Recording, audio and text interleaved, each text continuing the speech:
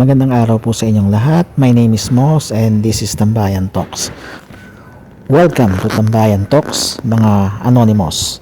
Sa atin pong video ngayon ay i-introduce ko po ang bagong segment. Ito po ang may pamagat na Kuya Quotes, kung saan bibigyan po natin ng bagong pagpansin or pagpapahalaga ang mga quotation, kilala man o hindi, maging ang ating mga salawikain o mga kasabihan. So, sana po ma-enjoy ninyo at samahan po ninyo ako. So, ang ating pong quote for today, aanhin pa ang damo kung patay na ang kabayo. So, sabi po ng best friend ko, favorite ko daw itong kasabihan kasi madalas kong sabihin o madalas kong banggatin. Shout out nga pala sa kanya. Hello Efren, I hope you're doing well and hopefully magkita muli tayo. So, ayun nga po, ang ating quote for today is, ang ating pong papansining quote for today ay ang kasabihang aanin pa ang damo kung patay na ang kabayo. So, isa po itong Filipino proverb o mas kilala sa tawag na salawikain. Na-encounter ko po ito probably nung grade 4 po ako or grade 5 sa, of course, subject natin, Filipino.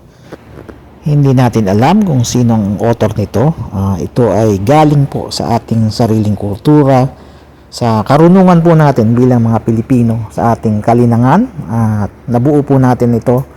Ito po ay galing sa ating mga ninuno na na-observe yung ating pang-araw-araw na pamumuhay, lalong-lalo na po yung may kinalaman sa pakikitungo sa kapwa.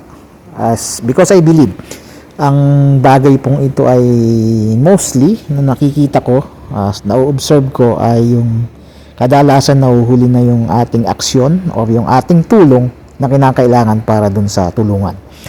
Ang maganda pong analogy nito ay yung halimbawa may nagkasakit sa isang pamilya at ipinadala sa ospital. So alam naman po natin sa ospital dito sa Pilipinas, hindi ka asikasuhin kung wala kang pambayad or tinatawag na deposito. So ang gagawin ng mga kamag-anak or ng kapamilya, hihingi ng tulong sa ibang kamag-anak o sa kapitbahay o sa mga kaibigan. Pero kadalasan habang buhay pa yung nasa ospital ay hindi agad makatanggap ng tulong. Pero pag namatay na at nasa lamin, ayan, dagsana yung mga nagbibigay ng tulong, nagbibigay ng abuloy. So, doon natin pwedeng i-apply o karaniwang ina-apply yung kasabihang aanin pa ang damo kung patay na ang kabayo.